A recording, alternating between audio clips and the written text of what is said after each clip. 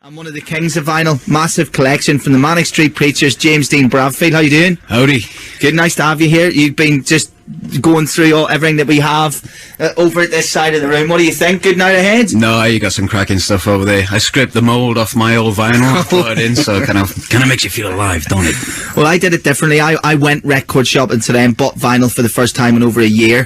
So I've got loads of good stories from spending the afternoon flicking through record stores. Tashwhack on some White Stripes. 9. How you getting on there, James Dean Bradfield? Have you got it set up? Or? I'm ready to rock. What are we going to play? We're going to play a long-lost classic called Motor City by the Age of Chance. Hit start. It's the Age of Chance by Motor City on 7-inch. Where'd you buy that, James? That was in Spiller's record shop in Cardiff, which is still clinging on to life. One of the best, well, it's the oldest record shop in the world, apparently. But you see, people like Andy are saying he's never bought vinyl before. He's 16 and he wants advice from the master, the man who owns hundreds and thousands of vinyl. What would you recommend, James Dean Bradfield? Well, what does this boy do? If he was in Cardiff, go to Spiller's. But if he was in London, go to Beano's record shop in Croydon, which is the best vinyl shop in the world, I reckon. He's in Coleraine. Sorry. Now, you might think, Andy, that Coleraine is a million miles away from the Manic Street Preachers. That is not the case, as it's one of only 2 places in Northern Ireland that the Manics have played. Yeah, no, we were talking about it just before we went on air. We had a great time there. It was absolutely, I gotta say, a wee bit scary, but had a brilliant time, and we were just like wet, kind of valley kids kind of over there, and we thought we were kind of vaguely tough, and when we got there, we were kind of put in our place, to be honest. That's how the other DJs feel around me in here, you know, when I first joined. They thought they were tough, but they weren't. Raves from the Grave, everyone who goes in there in Somerset, Liam gets his vinyl in there. Sarah in Inverness's last vinyl was bought last week, and it was Stay Beautiful by the Manics. Do you own still Manics vinyl? Do you collect your own band's vinyl? Yeah, but Nick in the band, Nicky Wyatt, he archives and collects everything that we release. It's quite disturbing how kind of like how detailed he is in this mission. I love the way you cleared that up, which Nicky it was. In the band there. It's really good. Long live the vinyl. It says RC on the text. Reform Records in Exeter apparently is a very good shop to go into. But we're going to look later on tonight about like the hidden magic, what vinyl can offer you that downloading doesn't. That has its advantages, but so does vinyl, and both need to be collected. DVD did not kill off TV. You know what I mean? Both have a place, and that's what we'll get across tonight, yeah? Yeah, definitely. Right, so there's this record I don't like, right? There's an album I love, right? Dan the Sack versus Scroobius Pip. I'll go back over to record players, and the track called Look for the Woman, it's like their biggest single, James, but I just don't like it. It's the worst track in the album. So today I go record shop and I find a DJ Yoda remix of it, so we're going to see what that sounds like right now. Wrong speed. Wrong speed.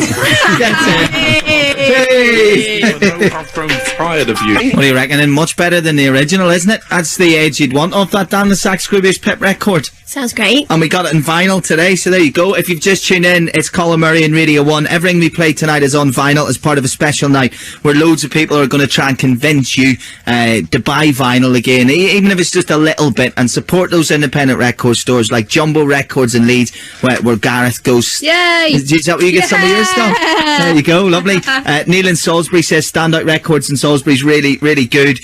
So there you go. Wall of Sound in Huddersfield, Crash, and Crash, is that in Leeds as well? Yeah. There you go. So these are that's from Mark in Huddersfield as well. WNS Records in Bedford as well. Want some Beastie Boys in vinyl? Did you bring any Beastie Boys with you, James? No, I didn't. No. Anyone? That's a bit of a letdown. It's a bit of a letdown. That one. You can text in 81199 for normal shouts as well. Don't worry about it. Anne in Chester. It says Graham Pink Records is well worth going in and having a look at. Where's the one? Oh yeah. Right. So I want people to text in who've never bought. It's not conceited. We're not. Well, you don't own vinyl. What's going on? You know, this is a celebration of a different way to listen to music. Alice is plucking her eyebrows. James Dean Bradfield never bought vinyl. Says, what's the difference between white and black? It's a purely aesthetic thing. Yeah, it's just to be clear. Collectability. Yeah. Oh, that's it. The drums don't sound better or anything like that. It's just aesthetic. How many different colours of vinyl do you think you own roughly? Have you done the rainbow? Yeah, I've got definitely red, pook green, definitely got yellow, definitely got white. But I collected all the different colour version vinyls of Big Country, The Crossing, when I was young. That's a wee bit sad, I know, but there you go. That's what we want to hear as well. My first ever piece of vinyl at all. I was bought stuff when I was like 2 when I got a record player. First thing I ever could afford, I was 7, I think it was, and it was Black Lace Agadoo with Superman and the B-side. Check it out. So anything you say from now on is going to look much cooler than anything You set I the say. bar too high, sorry. So I've got a present for Rachel and for Natasha. Oh. There's a bit of vinyl I picked up today, because vinyl's not just about, picking up the latest drum and bass record or picking up the latest indie record. Vinyl's everything. People don't realise that. You can go in there and find old singles that you would never be able to find on a download site unless you went in with a specific knowledge of trying to find it. So you find all these beautiful things that you didn't know existed. What's in the bag? Now, this is a story behind this. All right. Alright, so they'll know when they open it. Who wants to open it? Rachel and Natasha? Natasha. Oh, go on. Okay, go ahead. I'll open it up there. I've been resisting you for so long. Thanks for wrapping it. Yeah, it's still in the record. By the way, Sister Ray, I went to... Rach, guess what? Let's do it. It's a Madonna! Bit of Madonna. They've been asking me to play Madonna for weeks. I'm not playing Madonna, but if I find it, I thought that might sound quite good. Like a virgin. Like a virgin. Right, here's some Serge Tankian and final. This is the album, so let's play this. Right speed? Yeah, okay.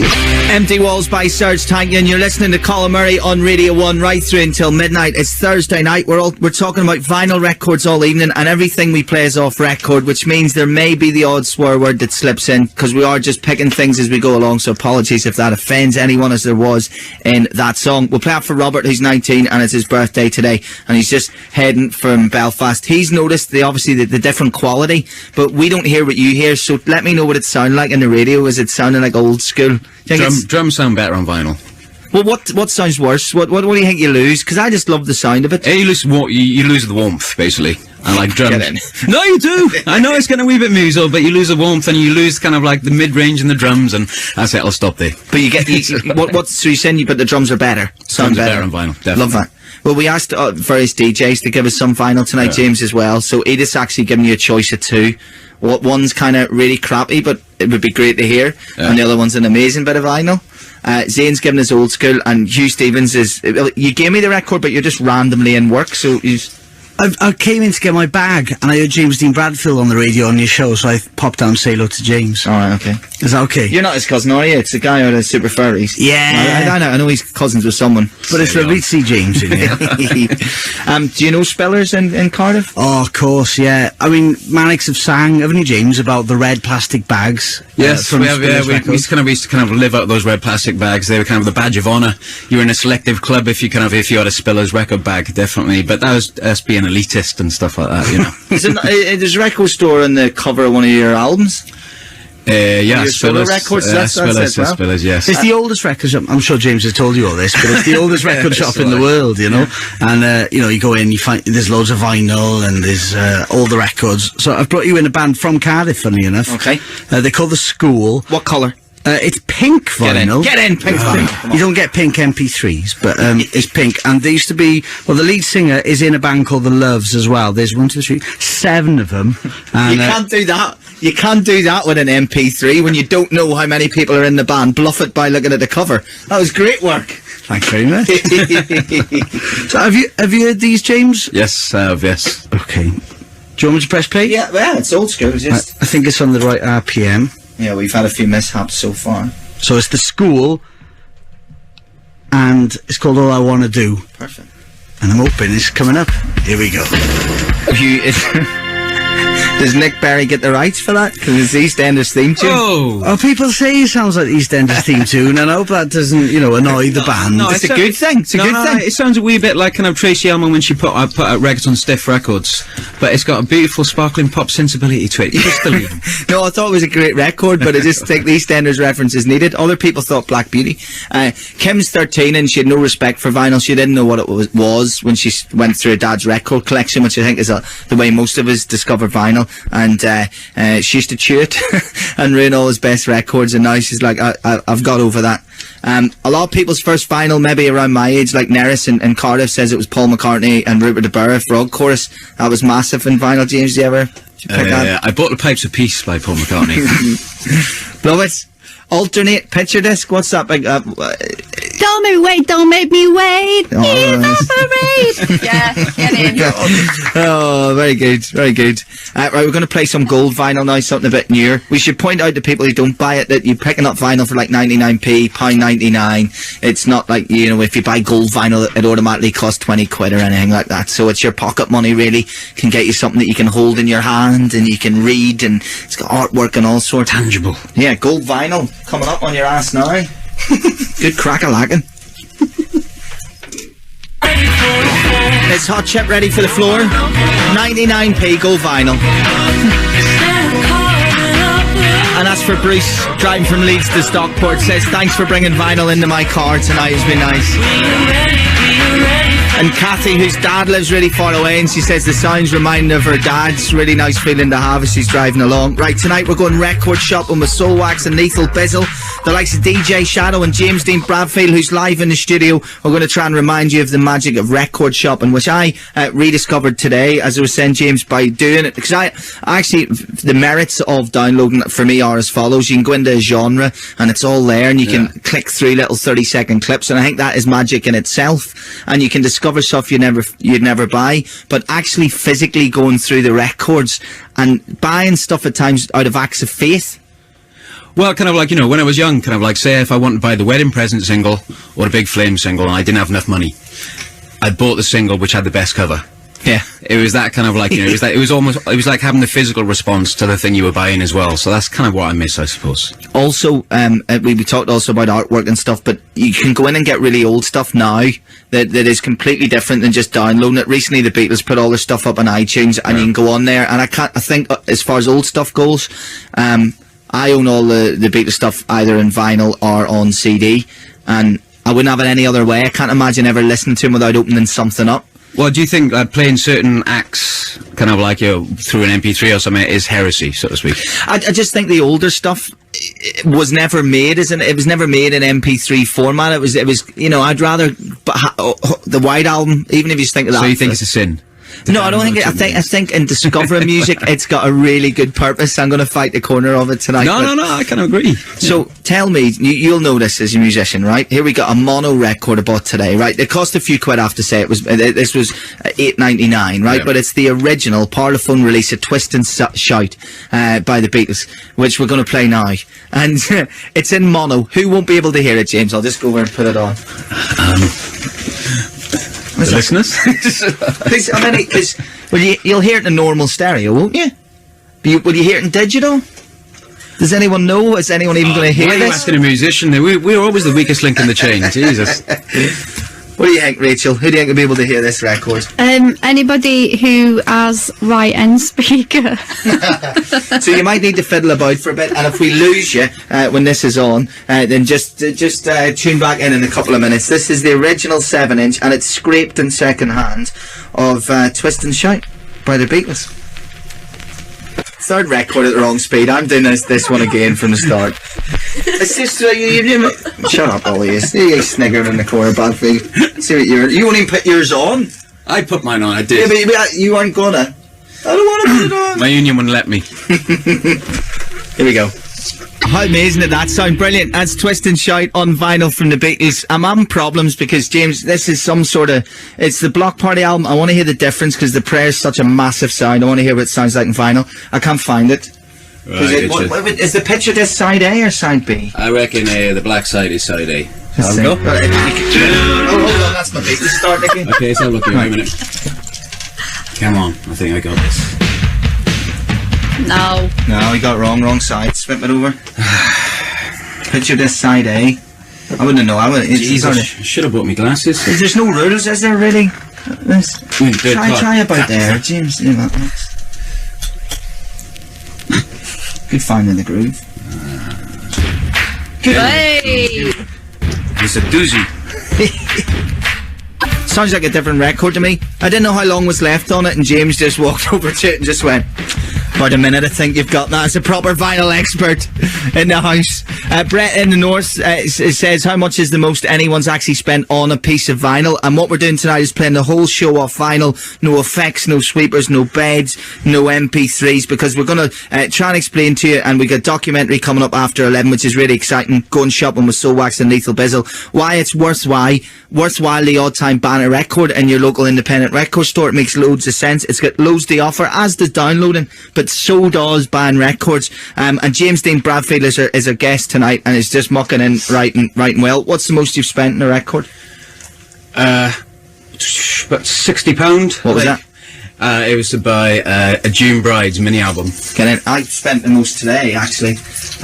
Where is it? Where did I put it? Got this today. Yeah. Right, look at that. Creation Records, right? First 50 singles. Creation Soup Volumes 1 to 5. Right, so I want you to look through that at some stage and pick something Holy off. Grail stuff, that is. Yeah, it's good. There's loads of good stuff in there, the pastels and really good Primal Scream. What a record that was. Yes, we'll get some of that on. Right, also, 16-year-old, no name on it, Miles. Yeah, Miles in Land's End in Cornwall. I can't read it. I can't put vinyl on. I can't read. There's not much I can do, really, to be honest. Sean's driving home in Swansea as well, is liking the sound. And Catherine in Northumberland says it won't work in the left speaker. That was in reaction to Twist and Shout, which you said, Rach. Good work. I did. Most people at university saying they're loving the different sound. I thought Block Party, the prayer sounded completely different, because the you didn't really hear it. It didn't have that, so it was like a whole new record, a whole new mix of it. It's another reason, if you download it, maybe also get the vinyl, because it sounds different. It's like having two versions of a track. Right, James, what are you going to play? This is a record from a band called Big Flame, a mid-80s proper indie band that took their inspiration from the Minutemen and Captain Beefheart. This is not the Chill Out Zone. This is I, Cuba by Big Flame. There you go, Big Flame. You're writing in all about your records, aren't you? You put your sleeve, when you play it, you put it over and all, like, and you don't want any creases or anything in your vinyl. You don't want to get disorganized. This is like a set. Right, I bought, what colour is that vinyl? Let me go over and have a look. I bought the Black Kids today, so really like, it's a new record. Really into it. It's, I think, let me just take it off the turntable here a second. What colour would that be? Cherry red. No, I would say that's Middlesbrough red. Middlesbrough red, right? Cherry red or Middlesbrough red. So this was 99p. They picked up today in London in an independent record store. Let's play it for you. Oh, it's the Black Kids. I'm not going to teach your boyfriend how to dance with you off Cherry red or Middlesbrough pink or whatever it was vinyl.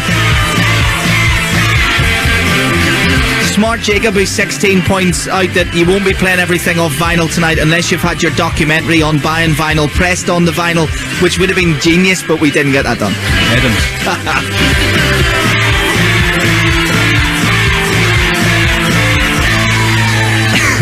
Dan in Carter says, I paid 11 quid for a George Formby vinyl from Oxfam. Had to be done. He's a legend. We've also got pink vinyl Motown Junk, which the Manics, of course, you did when you were in for us, James. You did it as part of you're in the company of, and that was what Lee at Work, that was his most expensive vinyl. But he don't give a price, doesn't say. It was a 12-inch. Do you have that? Yeah, I got about 10 copies of that when I fall in hard times. Jeremy says, when you buy an album, you listen to the tracks that you don't like as much at first, which over time become your favourites, which is the beauty of buying an album on vinyl, because you can't skip. It's a very good point. Another thing is, sometimes you need to take a leap of faith. So as an experiment today, don't do it. I sort of, let me go in this section, because what I like about downloading is I know I like particularly, like, say, old country music. So I can go in and flick through old country music. It's very safe. I like indie music. I'll go into the indie section. I don't go into the drum and bass section, because I hardly own any drum and bass. So today, I went into the drum and bass section of the record store that I went into and picked something purely on the name. I have no idea what it sounds like. And it's called? It's called Cedric, Winkleburger and the Yellow Blueberries. Rachel, you're putting this on. I'm not taking responsibility. Now, do you want the one featuring Juliet James, the Shut Up and Dance remix? Or do you want just the original? Track's called Take It Easy, covering someone's thumbprints as well. And this was quite expensive, actually. You'd find that the dance 12 inches are going to be more expensive. This was $8.99. I'm not putting it on. I'd rather sit in silence. Alright, hang on. Whoever puts it on, what's that? You know, whoever smelt it dealt it. You put it on. It's your choice, right? So this could be, what speed? 33. I reckon 33. I could be wrong. No, it's got to be 45, isn't it? It's got to be 45. It's got to be 45. Don't put it on the wrong speed. Turntable conflict. 45. 45. There we go, yeah, 45. Okay, so if this is rubbish, we'll take it off and play something better. So we've never heard. No one's heard this. We just bought it because that's great about vinyl. You've got to take risks. Be good. Be good. Be good. Be good. It's on you, James. Do we keep going? I think we shall. Abort? Yeah. You were down in that record from the first lyric. No. I liked it when the John Carpenter kind of sort on Precinct 13 kind of sound came in. That was good. But like, it's lost that for me. Record of the week, according to Steve-O in Somerset. Yeah, he says, good accidental buy. Rosie in Cambridge says, I'm so going to go random shopping from now on if that's what happens. DJ Ratty owns a copy. DJ Ratty owns a copy. Can I just play some more records that people are not going to like? You didn't bring any more Big Frame, did you? No, I didn't. Oh, goodness. That's for a band. We'll tell you what we'll do. We're going to play Tokyo Police Club, and then we're going to... It's on vinyl. Tass, did you bring that in? What is it? Yeah, there. Where is it? Okay, so what one did you bring in? Oh, brilliant. Nature of the Experiment. Did you put the right side on? Yep. Right, we'll play this, and then when we come back, we'll give you the first 10-minute part of our documentary tonight, which is called The Last Real Record Store on Earth. That's why the whole show tonight on Radio 1, the Colin Murray Show, is vinyl only. We're halfway through. And you know what? It's interesting to see it. You think in 81199, but there's a completely different spirit to it, if you ask me. A completely different sound. The other one's not wrong, but this one's certainly a really good alternative. That's why James Dean Bradfield is with us, because he's you're a vinyl enthusiast. I'm old, is what you want to say. He's with us because he remembers that one that used to wind up. Do you remember the one? That's a good point. Do you own an old record player? No, I don't. I got a new one. You're proper which I haven't put together yet. Because I'm just a bit of a technophobe. Love it. Right, so we're going to do that in a second. Let's play Tokyo Police Club, and then we'll explain to you why we're so excited about playing vinyl. For everyone who's been to see Vampire Weekend in Bristol, we always know around the country, James, around the nation, when the gigs get out, because you just get all the texts from people stuck in bloody traffic. So it's we kind of live vicariously through them because we can't go to gigs during the week. And also loads of Rangers fans as well texting in there through to the UEFA Cup final. So well done. Yeah, they get through. We don't talk about football after last night in this show. Right, tonight we're playing only vinyl for a very good reason, because we've got a whole load of people together, including James in the studio, to try and get across the magic of vinyl, and we're going to do it through two little 10-minute exercises. That sounds weird. Sounds what we're going to do, setups or something. Two little packages, two little bits of documentary that we've called The Last Real Record Store on Earth, and we've contacted some people and friends of the show especially who are so into record shopping. So in this particular first part, we're going to follow Soul Wax. We're going to tell the story as well as we go along, but we're going to follow Soul Wax, who own about 7-odd billion records and have spent most of the money they've made as too many DJs actually buying the things. There are more people now that can appreciate the physical tangibility of music than possibly there was even 10 years ago. It's been basically forced out of our lives. As we all know, I mean, the way companies make money is by getting you to purchase it over and over and over in different formats. And I think more and more people have realized, well, wait, the best it's ever going to sound was on that vinyl I had way back in 1970 or in 1988 or whenever it was that they had it. I use Serato, I use CDJs, I try and embrace all new technology for the sake of pushing music forward, but I think that there's too much of an emphasis placed on, like, okay, here's the new thing, get rid of the old thing. And I think more and more people are kind of like, well, hang on, I don't want to go that route just because it's cool. You know, somebody's paying a lot of money to make me think it's cool. I think that a group like Soul Wax / Too Many DJs, I mean, what I liked about them was that they were taking the kind of mashup aesthetic and the mega mix aesthetic and applying it to types of music that you wouldn't normally hear. And I think that, again, they threw away the rule book as far as what you were allowed to mix together. And I think they came along at a time when CD turntables and digital DJing like Serato made that type of mix more, I wouldn't say accessible, I guess I'd say that they really seized that technology. But you can also tell there's a real love for vinyl there too. Ladies and gentlemen, Too many DJs. We're in our studio in Ghent, Belgium. It used to be full of records, but the equipment here has taken over. So a lot of the records are back in my house. If we get my dad's collection in it also, I think we'll have about 70 or 80,000. Our dad was a radio DJ. The house that we lived in was filled and filled and filled with vinyl records at all time. It's a big number, and we keep buying records still. And that's actually the saddest part. Because admittedly, we do both. Like, we get sent MP3s because it's really easy.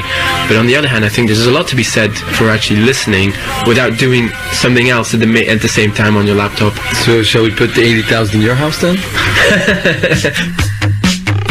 Excuse me? What started to happen, I think, was that a lot of people who are collectors started becoming a bit like mafia, and they're like, oh, I have that one record, and then everyone's like, do you have that one release? But now it becomes obsolete because there's somebody who put it on the internet. Therefore, a kid can be like, oh, what's that rare record? That's like £2,000. And I know it's weird for people who collected it over their whole life, because you bought it, you have to look for it. There was this one release that you can never find, and after 15 years you found it in the store somewhere in Barcelona, and it was the most amazing moment. That's all a little bit gone now. But there's one rule we have: I'll never buy records on the internet because it's too easy. There's a couple records I still don't have, and I haven't even Googled them. I want to wait till the day I find them in a record store. Every town we go on tour, I know where the record store is, and the person in the store already knows who I am. Everybody wants to be the So now we're in front of the Music Man dance store, as it says, and they have a slogan which says often imitated but never duplicated, which makes me laugh a little bit, to be fair. It's, I think, the store where I spend the most money in my whole life. And actually, they should give me free records. Deze is Radio One, en we zullen een interview doen over onze favoriete plaat. See, I knew they were gonna like it. It's the worst record store in the whole world. They're nasty bastards. I love how they treat me. I love it. When you come into the store, there's like a listening station where you can take all the vinyl and you can listen to it, and then and they have a red room which is in here, and the red room has all of the trance and techno and everything. It's really, really commercial. And this is a new wall that they made. This is like the 12s that have been like best sellers for the last, I don't know, 3-4 years, and they actually keep putting stock in, and it's a really rare thing because a lot of record stores don't even have some of these records anymore. And this is the new part, which is actually now, ever since my record store's been closing, you can find the old Clash and MC5 and Cream and Metallica and a lot of the old re-releases now, because nobody knows where to put them anymore, so they end up being in a dance store, which is a bit of a reverse world. And then this is my room. It's called the Blue Room, where people are checking their MySpace all the time and looking for porn. And in between doing that, they all of the releases come into this back room, and there's one shelf which is all dedicated to local DJs who come and buy the records here and who are really good customers. So they kind of know what people like, and then they put it in there, and then when you come in here, you just take the stuff that you like and you can listen to it, and then depending on that, you can decide which one you want to buy. Everybody's releasing old 80s records. It's crazy. That's how I usually like. I need 2 tapes and I'm like. For kids for Radio 1, this was an old record. First one I bought my own money was Motorhead with Girls School, and I love that record. It's a 10-inch, and they're standing like gangsters, and it has a Lemmy on there, and Girls School, they're like all dressed up. And I remember I wanted that record because I just loved it. I was really getting into rock bands. And that was the first one I bought with my own money.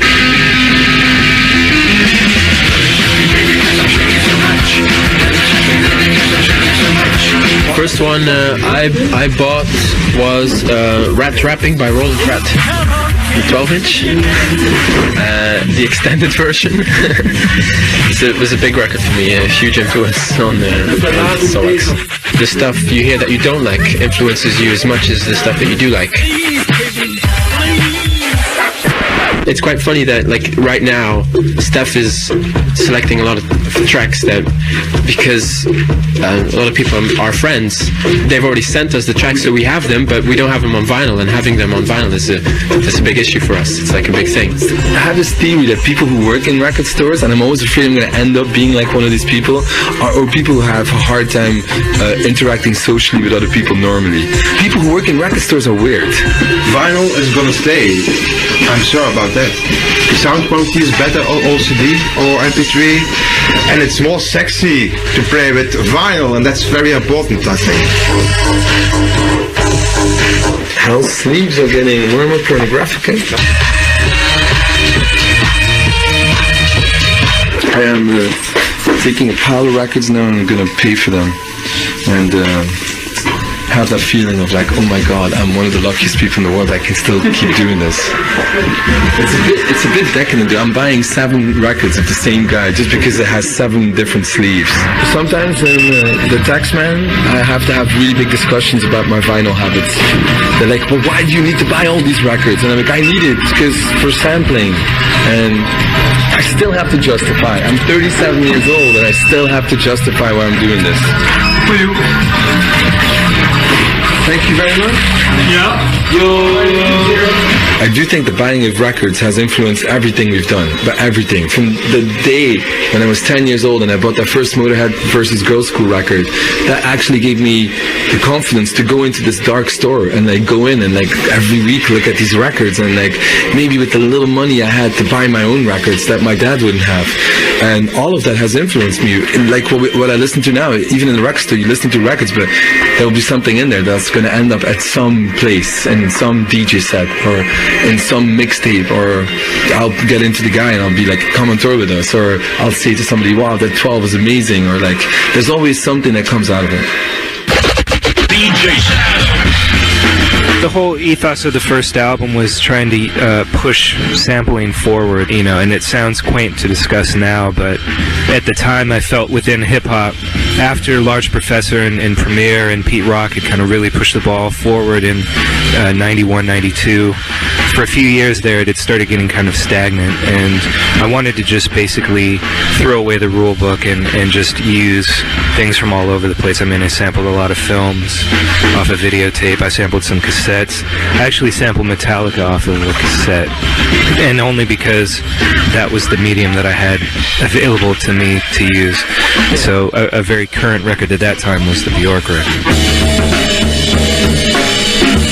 I liked the idea of using contemporary things with older things to just switch it up a little bit, so it wasn't all kind of James Brown era, digging in the crates, quote-unquote, type sampling. I think the internet has been a great tool for the democratization of music in terms of, you know, everybody now has access to it. So I definitely think it has its advantages, but for someone like me, I need to hear something on the radio or be exposed to something possibly online or possibly through a friend or something, and I need to go and I need to own it. I need to have a physical copy. I don't like the idea that all the music I have is on a hard drive somewhere. That doesn't make me comfortable. It's the Last Real Record Store, part 1 of a 2-part documentary on the Colin Murray Show tonight on Radio 1. You've been hearing DJ Shadow's thought on banned vinyl and banned cassette, sampling Metallica off cassette he was talking about. And we're only playing vinyl on the show tonight. My guest in the studio, co-hosting with me, is James Dean Bradfield, who's infinitely better at putting records on than I am. At least you get the right speeds and stuff, which is good. Oh yeah, my wedding DJ career awaits me. So let's get a bit serious, because we've enjoyed playing these records, but the fact is shops are closing down all over the place, and people aren't buying vinyl anymore. Yeah, no, I mean, kind of like, it's hard, you know, kind of, we can be evangelical about it, you know, and you can espouse what's better about vinyl, but I'll go again. You know, I mean, kind of like, I think you actually found out more about a band when you bought the vinyl.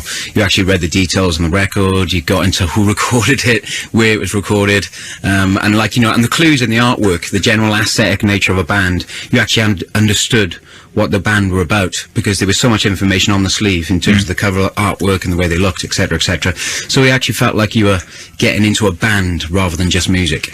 And the fact is that most bands today, the majority of them, still recognise the value of vinyl. It's still something that, say, yourself and the Manic Street Preachers would value. You still release it. You want people to pick up that format. Yeah, we do, you know. It's kind of, I don't think we're being needlessly romantic about it. You know, I still think that kind of, you know, essentially records still sound better on vinyl. You know, so many engineers will just say that's the truth. You know, so you know, if you want music to sound good, buy it on vinyl, basically. But you know, like there's so many record shops, you know, that I used to love in Wales. Record shops like Spiller, Rockaway Records, etc. And they are all kind of fighting a battle. So you know, people kind of like are always trying to save, you know, kind of like farmers markets and stuff like that. Why didn't they try and save these record shops? You know, is it not enough of a kind of like, you know, middle class concern for people to save? A friend of mine lives in LA, and he was saying to me that you know, they're further down the line than here, and that it just has to travel 40-50 miles to go into a record store that's not a main high street record store that only sells the top 40. Yeah. And that in itself, even if you're one of our younger listeners now and you download and you're 13 years old, how are you going to go into record stores and find music that will define you if you become a band? If you want to join a band, if you're not going in and discovering it like that? Yeah, no, I mean, kind of like, you actually bought into an idea, you bought into a secret history, you bought into a club when you used to buy these records, so to speak, and like, you know, and you follow that band forever, because they gave you a sense of identity just by the way they presented themselves. And but I think you probably are fighting and losing a battle, you know, but good on you for doing this tonight, basically. Let me tell you, second highest new entry in the Christmas charts, behind all the pap that was re-released. Nobody even re-released, people were just downloading this, that and the other. The number one was the guy off X Factor, and the second highest new entry was number 31, and that was Malcolm Middleton, We're All Gonna Die.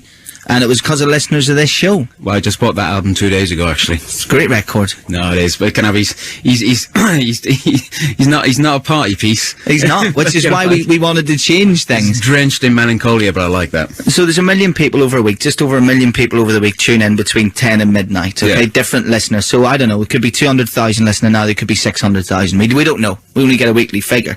But if I say everyone and only it falls in 10% of listeners' ears, well, that's 50,000 units of vinyl are going to shift between now and Monday, and that will make a massive difference to these stores. And it might just turn things around slightly, because never say never. You're right. It looks in a bad state. It looks irreversible, but you never know. This is the place to start it. But you're in the pulpit. Yeah, and I haven't bought vinyl in 18 months, so I was totally guilty of that, and today got that buzz back again, in particular for that amazing piece of drum and bass that I didn't even listen to. It has to be said.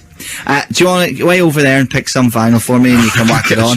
You're listening. We literally have nothing planned for tonight. We got a whole pile of vinyl that my producers and friends Natasha and Rachel brought in, that I brought in as well. James has brought a whole mixture of stuff in. So I'll tell you what, you play one and I play one, and then we'll play part 2 of the documentary. If you are listening to the podcast of this, by the way, you'll only hear 30 seconds of James's record, which some may say is not a bad thing. So let me just speed this up. Off we go. What are you playing for me this time, Mike's on? I'm playing something called The Moon is Blue by Colorbox, which is on 4AG Records, and this is a pure pop indie lost classic. Where did you get it? When do you remember buying it? Again, this is Spinner's Records in Cardiff. I'm like a stuck record. Okay. That's okay. Yeah, but you know, otherwise, if you don't do that, I'm going to ask you, which computer did you download it from? That's not as interesting a story. Was it raining the day you bought this? Or did you have to travel? I think me and Nick, Nicky Wire, again, I make the distinction. See, he's the guy in the Manics? Yeah, okay, thanks. We've been busking in Cardiff. Playing Clash and Who songs, and then kind of like we made enough money to go and buy a couple of Winkleburgers and buy some singles. Wonderful. Play it for me. A great sound to it. Colour box, as picked by James Dean Bradfield. What was it, 50p, do you reckon? 50p? 50p, get out of here. That was like £2 when I bought it, I think. £2, amazing. Well, I spent £2 today on a record. We said we'd trade. Let me read a couple of texts out. I'll tell you about this one. So we were talking about what you get with artwork, and then this is very special.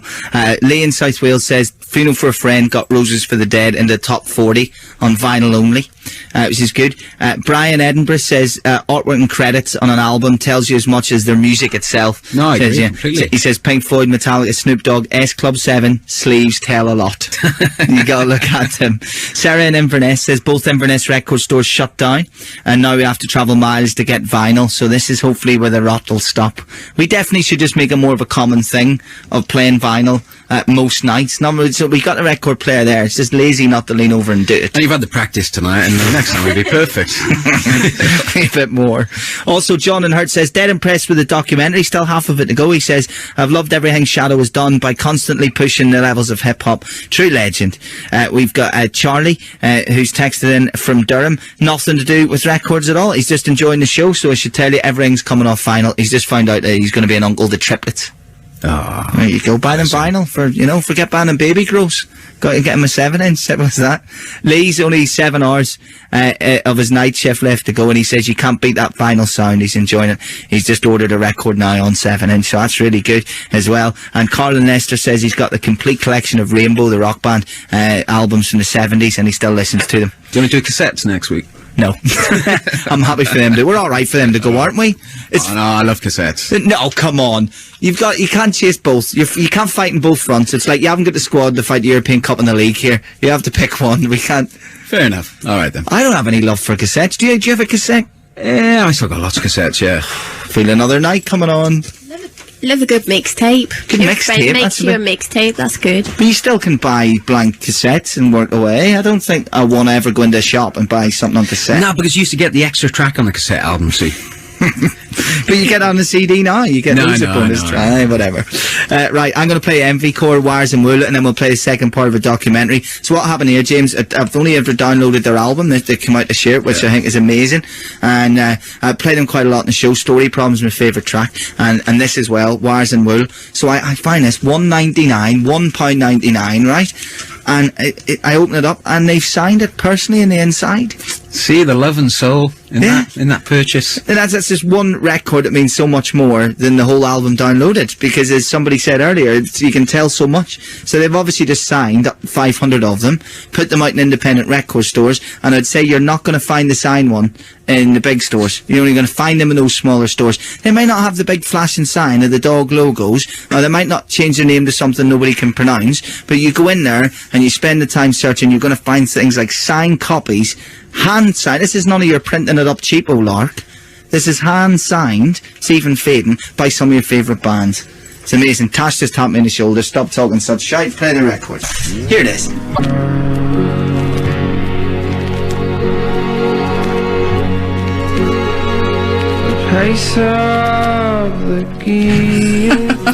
James, I played the wrong sides. What should I change or let it play? Just change it. Go on, go for it. Scratch it off and change it. I'll still get the cover. I didn't clean the other side. Blooming vinyl. I wish they'd get rid of it. Here we go. A band of Fraser and the text on 81199 has never heard before. Cy in Lincoln says your DJing skills here, Colin, are really shining through from 10 o'clock. I'd have to agree as well. All I'm saying is I'm just playing you the MV Core, and all we're doing is playing vinyl. I would have, if it was a download, just listen to Wires and Wool, and instead I get so mixed up, I just started playing whatever, and I've discovered another track on it that I didn't know about. So, I've ended up playing two. So, and I'm just saying, just for the record, James Dean Bradfield is eyeing this up quite jealously. No, I was impressed. That was a wee bit of a new discovery for me, that. Do you want it as a wee present for coming in? No, I can't take your signed copy, can I? Yeah, you're probably right. You're probably right. I'll just keep it. Thanks for coming in anyway, though. No. We'll do part 2 of the documentary now, and then we'll just play some really good vinyl the whole way through. We've been talking about record shopping and the lost art, and I do think I've probably more faith in this show than any other I've ever done, for you to have gone, okay, I actually enjoyed what I heard tonight, and I'll go out and buy some vinyl just to see, because it's been so long. And the funny thing is, most people have a record player. That's the sad thing. So we're not telling people to go out and buy record players. You just buy the record player anyway. when you build your stacks, or when you buy your one that's not, what's the opposite of stacks? And it's all together. You know what I mean? Like integrated. Well, I kind of like it's kind of, you know, I like the entertainment system. The long flights, the radio, the tape cassette, and the kind of like big knobs, like two hands with just radio, to hit play. Yeah. That's what I like. Right, here we go. Part 2 of the documentary then tonight. It's another 10 minutes of whizzing around shopping with Lethal Bizzle, and also DJ Shadow will continue to tell us why we need to go old school. So let's hit the pavements again and find out why plastic is so fantastic. This is the second part of the last record show on Earth. Going to the record store when I was growing up, excited with the $10 I had in my pocket, knowing I could buy 2 12-inches every week, and what were they going to be, and you'd ask people behind the counter, and there was a real buzz in record shops, like the store on the cover of my first album. There would be, 50 people in there at any given time. I mean, it was always hopping. There were people that were in there just to socialize. It was just a network. You would bump into people who had shared interests. I know for me, when I used to go to different record stores, they all had different personalities, and they all reflected the personalities of the staff, and just the process of going to another area of town or another town altogether. You would just discover all these new things along the way. And that's something that I still need when I buy music. I need to immerse myself in the atmosphere of the store itself to really kind of catch a vibe and figure out exactly what the store is going to give me. In the process of introducing, I had access to the basement of the record store, and I would go there if I got stuck working on the song I was working on, and then I would go down to the basement and I would find things, and then I'd take them home, and they would get me through whatever situation I was in. So that store was my muse for that album. The way some people have relationships as a muse, my first 2 albums had record stores as muses. Yeah, what's poppin', man? This is Lethal Bizzle, man. We're in Bow E3, East London, and we're outside probably the most notorious record shop in the grime scene, Rhythm Division. So I'm gonna come to check out and see what's popping. If it's not in there, then you know it's not hot. Yes. Alright, what's good? What's poppin', fam? Yes, man. What's up? Yeah. Done know. So what's new, man? Show me what's good, man. I want to hear some new bits, some new bangers. Yeah, grime stuff, dubstep, everything. Yeah, just run through what I got here. Yeah, run through. Smasher back in the day. Oh, yeah. The Smasher guy. He is big. I'm feeling it. Whiskey Rose Records. Oh, yeah. Bizzle. Some up and coming. Little new thing by Kid D. Okay. Little independent doing his own thing. And my big banger, Jamie, Grime Reaper, the Safe and Sound EP. Alright, let's have a little listen. Let's see if they're really banging like you say it. When the division closed down, it'll be a huge loss, like we've already kind of like almost lost the pirate radio scene, that was kind of like our outlet to get our music out there. So if we lose this, this is where people get the music, it's all about getting the music to the fans, and this is where they come and get the music. So if we lose this, it'll be, I don't even want to think about that, they've one record shop that's really supported the scene, and supported UK dance music, UK music as a whole, regardless of what the state has been in, they've always, supplied it, they always take your records and they always try and push it.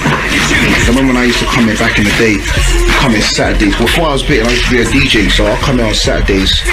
You can't even get in this building. It's like all these turntables are all fully, like everyone's got their turntable, listening to like what records to buy. You have to wait like 20 minutes for a guy. Like guys have got like 20 records, and you will listen to like every single one for like 5 minutes. And you're just there waiting, like, come on, man, I want to cut my records as well.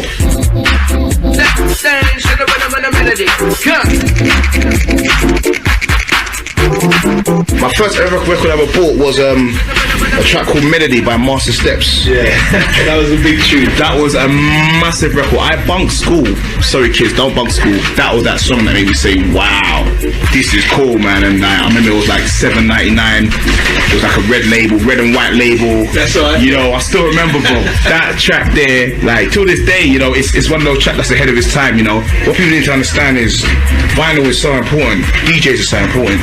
If your tune if DJs are not playing your records, it's going to be very hard for you to prosper and keep going in the music business, period. So this is a perfect outlet. I've got a new bassline thing by some guy called Gillette as well. Gillette. Do you do a little blast on the loud one? Yeah, let's get the loud one, man, so they can hear what's really going on, man.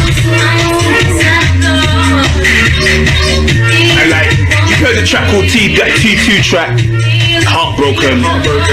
Let's bust that. This is where it starts, you know. Like these kind of shops, bassline is being categorized. Is it bassline they're calling it? They're calling it everything in a minute. Some people are saying I don't call it bassline, it's niche. Some people are saying it's bassline house. End of the day, it's a sister of garage. That's all it is. It's definitely got a big resemblance with garage.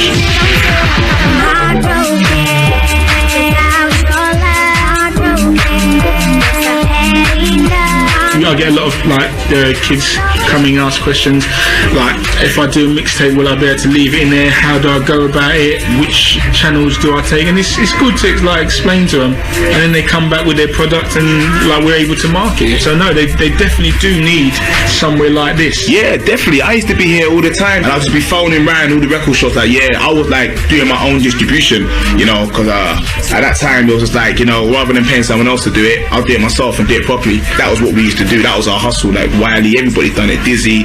That's how we got on and got our music out there. And what's this one? This is Smasher.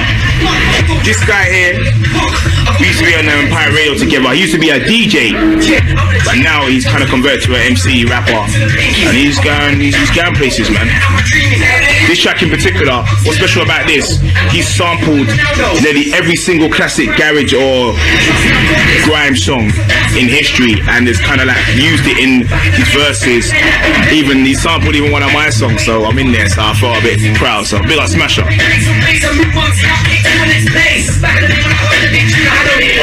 Like a snake.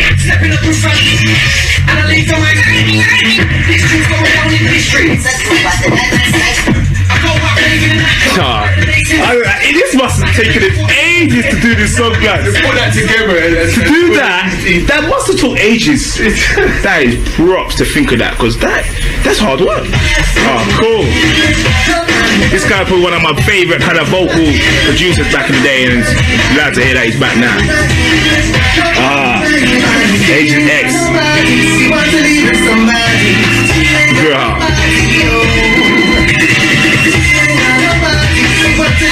Yeah, straight dance. This is straight in the clubs. They're straight old school.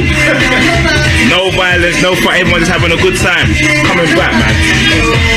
See, I'm getting schooled at the same time. You know, I'm really getting schooled at the same time.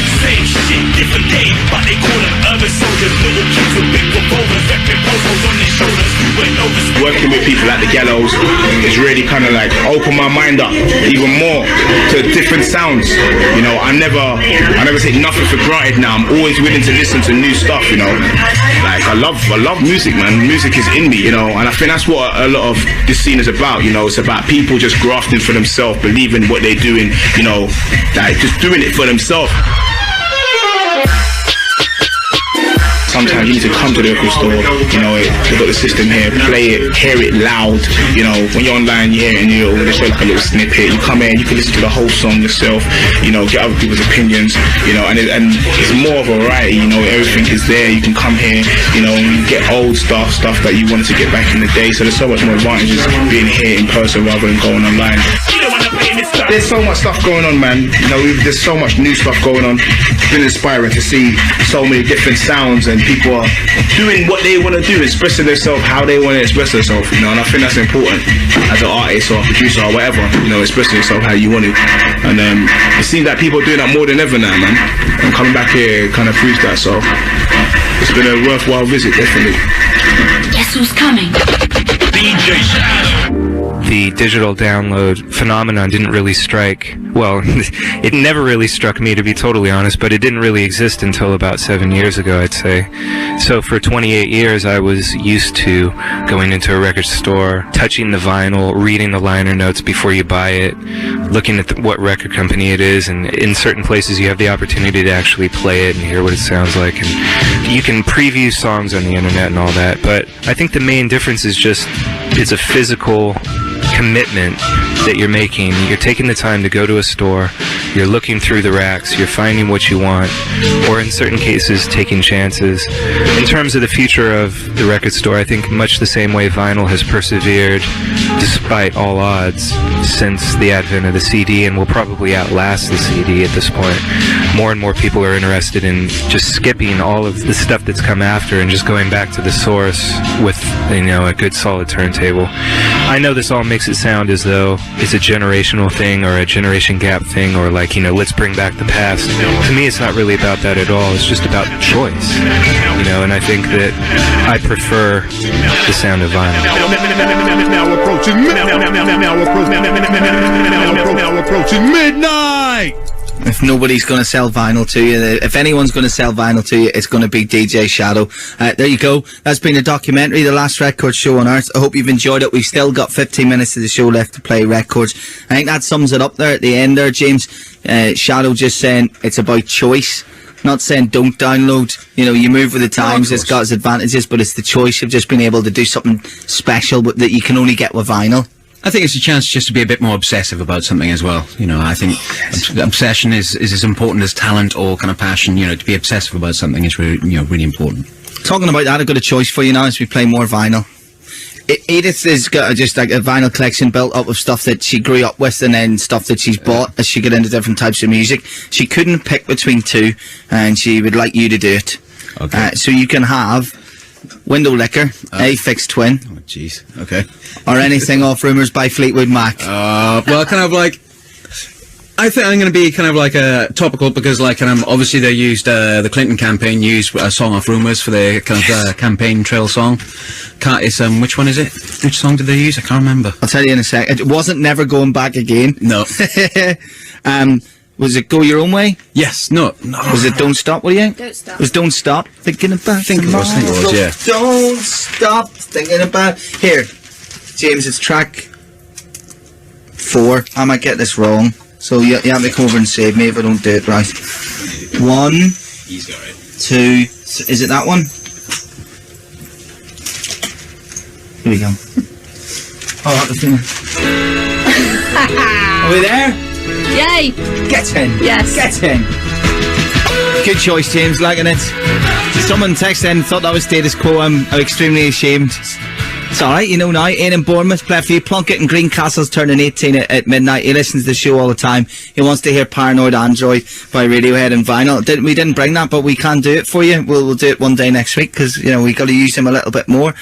For Verity as well, he says her vinyl collection is her life story as well, which is another good reason for ban.